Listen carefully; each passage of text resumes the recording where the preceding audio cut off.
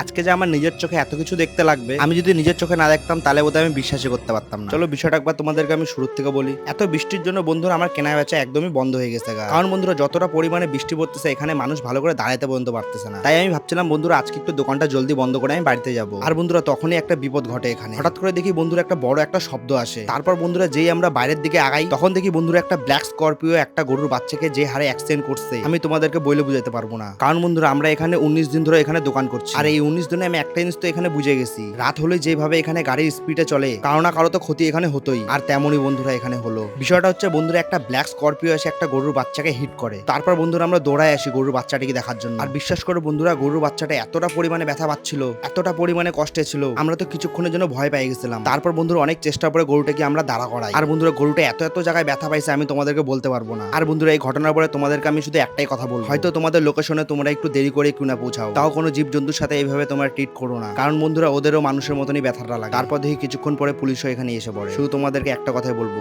Safe drive and safe life, careful.